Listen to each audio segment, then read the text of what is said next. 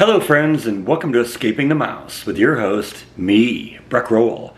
Alright, we're going to do another episode of Bites and Nibbles with Breck today. I kind of woke up this morning thinking I wanted to do a cooking vlog, but wasn't really sure what it was. But I was doing a live stream today, and one of the participants in the live stream kept saying tacos, tacos, tacos over and over again. And it's like, that's a really good idea. I love Mexican food, and tacos are good. I love street tacos, and I thought, you know what, I bet you I could find a good street taco recipe online, and I did, and we're going to try that today. So let's get going. This is going to be great.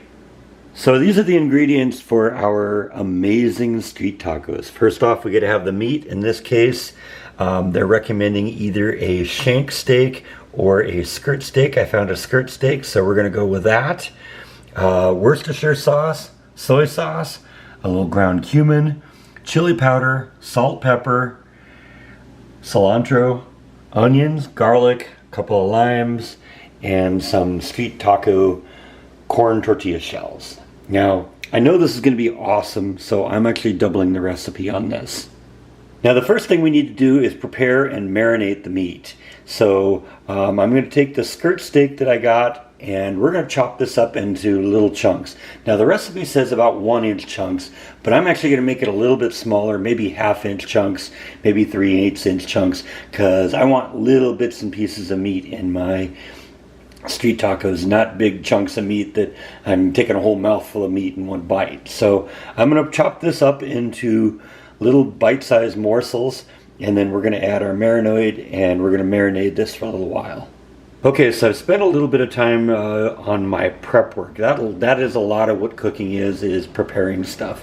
And I didn't put that on camera, but basically what I've done is I've chopped up my meat into nice little bite-sized chunks, and I've created my marinade. And the marinade is the soy sauce, the Worcestershire sauce, lime juice, garlic, cilantro, chili powder, cumin, and salt and pepper. And basically I'm just going to pour the marinade over the meat, and we're going to let this marinade for a couple of hours. I'm going to mix it up real good with a spoon, and then we're going to throw it in the fridge, and we're going to let it marinate for about 2 hours. I'll catch up with you in 2 hours. And that's what it looks like, nice and mixed up. So into the fridge for 2 hours, and I'll catch up with you then. Alright, 2 hours have passed. The meat's been marinating for that time, and it is ready to go. I've also taken the opportunity to chop up some cilantro and some onions, because all the street tacos I've ever had have had cilantro and onions on top of them, and that just adds to the flavor. It's funny, I never was a fan of onions when I was younger, but as I get older, I appreciate them more and enjoy them on more and more things.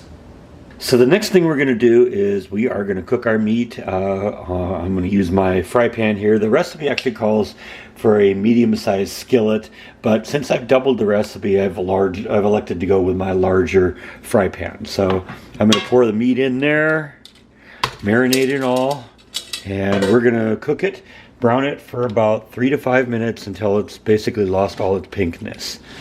I'll catch up with you then. Oh yeah, this is starting to look good. I'll admit I cheated a little bit. I took a little taste of the meat a couple minutes ago. It is really good. It's got good flavor.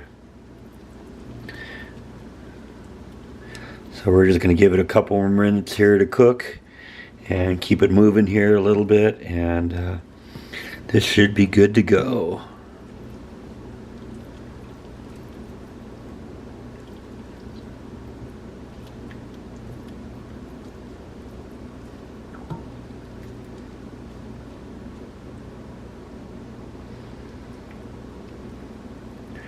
Now we're definitely going to strain the meat before we put it into the taco shells, or else all this liquid is going to make my taco shells come apart, my tortillas.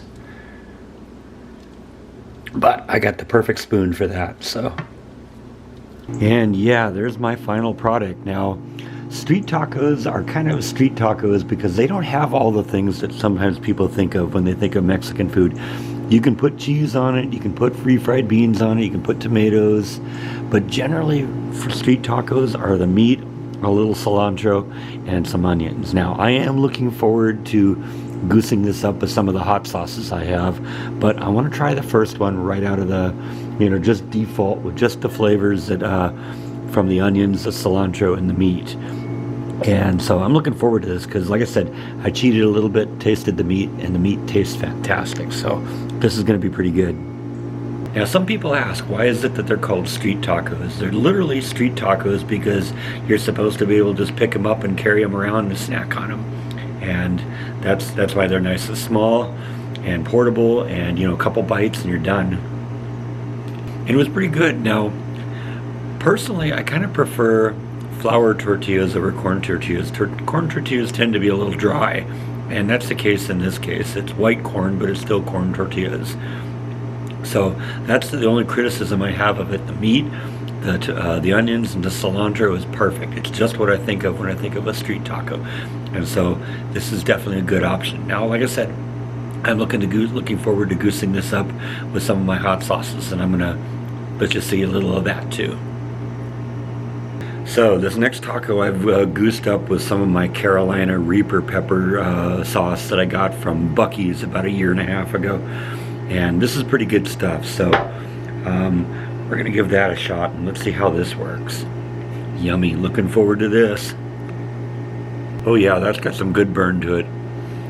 I like that a lot. Try a little bit more. Oh yeah, that is really good. That's definitely worth a try, but I got some hotter stuff than this, so let's give that a try too. Alright, so the next one we're going to do, this is the stuff I got when I went to Pea Soup Anderson's on my trip to California. This is their scorpion pepper sauce. And I remember this was really good too, so I'm looking forward to that on this. That's pretty good too. That's a little bit more mellow than the ghost pepper that I ate last time, which I guess that kind of makes sense. The ghost pepper is supposedly the hottest thing on the planet. So this actually seems a little tame compared to that, but I do remember that this stuff is still really good anyway. But it's great on the taco. It doesn't overwhelm the other flavors in there, which sometimes, you get too much on the hot sauce, that can happen. Yeah, really good, really good.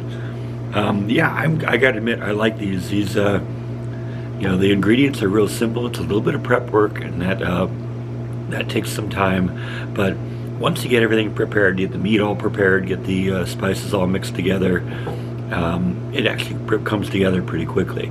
And the beauty of this is you can put this in the fridge, you can put it in the freezer, you can pull it out, nuke it in the microwave, and you're good to go.